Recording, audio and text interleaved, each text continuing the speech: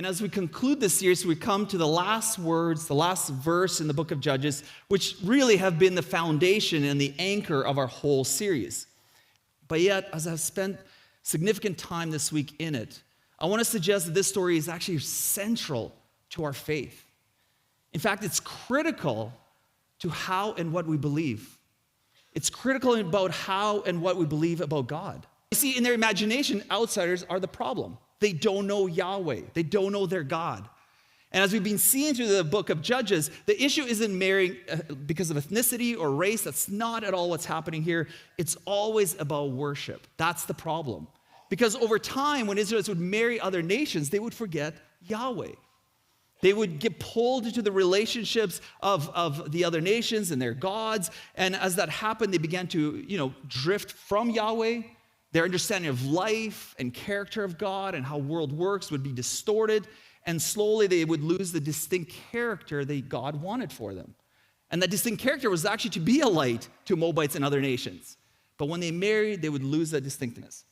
So this is kind of what's happening here. As the author writes this out, we should have this kind of flag go up. Okay, they're traveling. They're going to outside of their nation.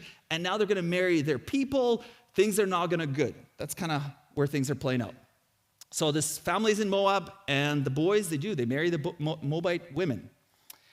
And as time passes, everything actually does begin to unravel. Elimelech, the father, dies. Then one of the sons dies. And then the other son dies.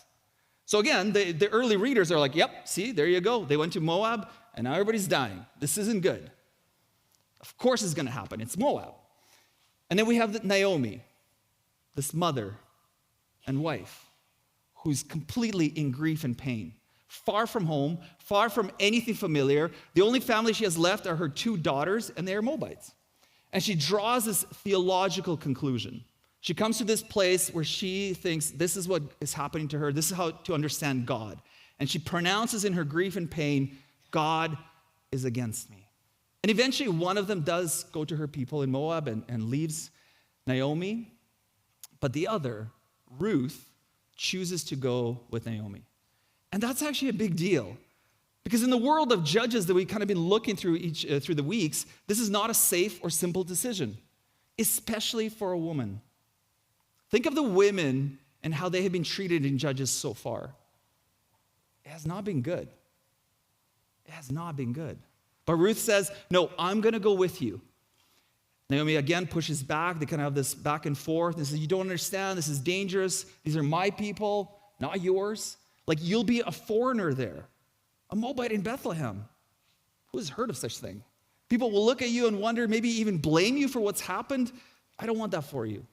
This foreign woman is going to go provide for her mother-in-law in a way that is incredibly dangerous for her. She's going to step out in faithfulness and do something that she probably doesn't need to do. You see, she would be gathering alone in this whole field, and yes, there's other women and other people kind of scattered across the fields, but this is a male-dominated world. Ruth has no protection. As I keep saying, she's a foreigner, and the author wants us to actually feel this vulnerability she's in as she's going out and gleaning. But then in the story, it just so happens that she ends up in the field belonging to a man named Boaz. And Boaz comes out to his field, sees this unfamiliar foreign woman among the others and asks, like, who's this? What's going on here? Who's this lady? What's she doing? And they tell him. They're like, that's Ruth, the Moabite, Naomi's daughter-in-law. You see, the word has already spread about her because people are incredibly impressed and astounded by her faithfulness. They can't believe how she acts with such character. Because this is a foreign woman who chose loyalty over safety, leaving her home, her people, everything familiar to follow Naomi. And the word about this incredible faithfulness has spread, so they know her. So they tell him, that's Ruth. So Naomi finds out that it's Boaz. And if he's willing, he could be the kinsman redeemer for her family. So Naomi says to Ruth, you need to go to Boaz. Like, you need to go to him. And honestly, you need to ask him if he'll be your kinsman redeemer, which means you need to ask him to marry you. But it's actually more than that. Like, sometimes we just say to marry in this situation, but actually in this Hebrew context here, it's more than that. It's all the kinsman redeemer part. It's ask him if he will cover us. Is he willing to restore what's been lost?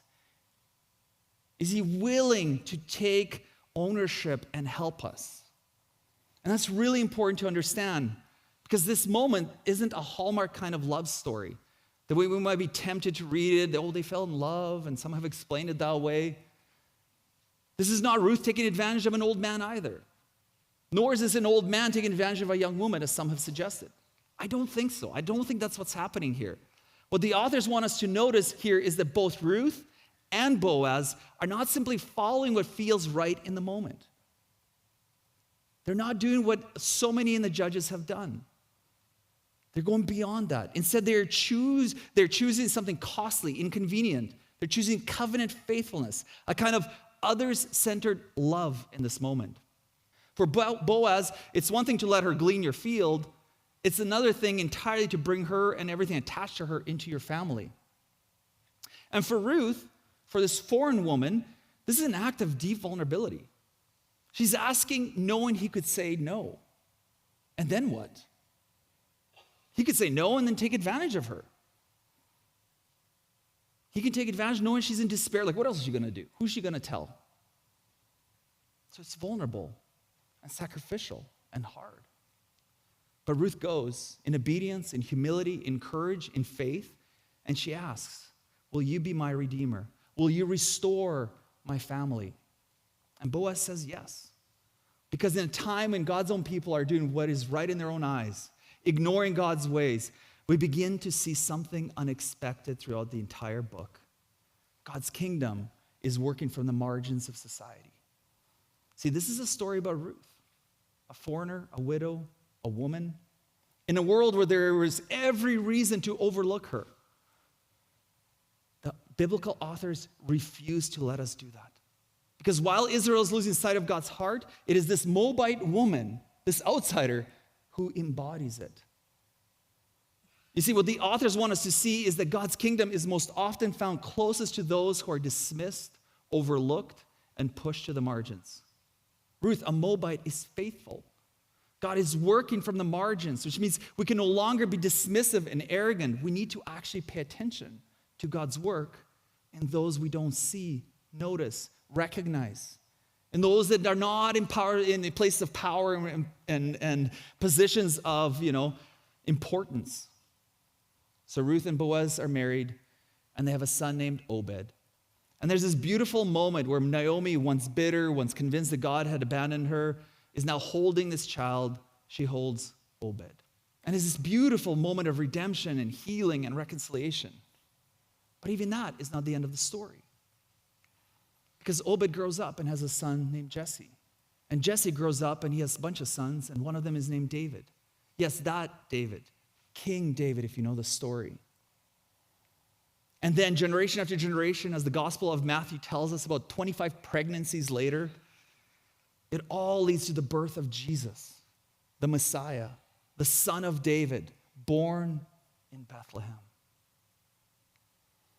Which means, in the time of Judges, when people did not have a king and did whatever was right in their own eyes, in that time, through the small, ordinary life of a vulnerable, overlooked foreigner, this grief-stricken widow, God was preparing the way for the king. What if, like Ruth, your story is not over? Even if it feels like it is. And what if the ordinary, faithful choices in front of you right now, the ones that don't feel very impressive at all, are actually the very places where God's story is moving forward? So if that's true, if our lives are being shaped, if we are caught up in a story bigger than ourselves, then the question becomes, how do we actually live into that story? First, can I encourage you to name it? Name where you have been living in your own terms. Name where you have been certain you were right in your eyes and you're just going to do what you're going to do because, hey, look, I've been hurt, I've been taken advantage of, I've been wounded. Hey, this actually brings me joy. Name whatever that thing is that has caused you to live in a way that you think is you're just so certain you're right. And then simply surrender it. And it could be just a simple prayer. Jesus, I've been trying to be king of my own life. I've just been trying to rule and do whatever I think is right. Doing whatever I want to do. And it hasn't been working. Maybe for a season it has. but I know something's missing. So I want to give it all back to you, God. I want you to be the Lord of my life. And then act on it. What is one small, faithful, ordinary step I can take or you can take today that reflects the way of Jesus instead of my way? But by naming it, surrendering it, and acting on it, we learn to practice the same faithfulness one small, ordinary step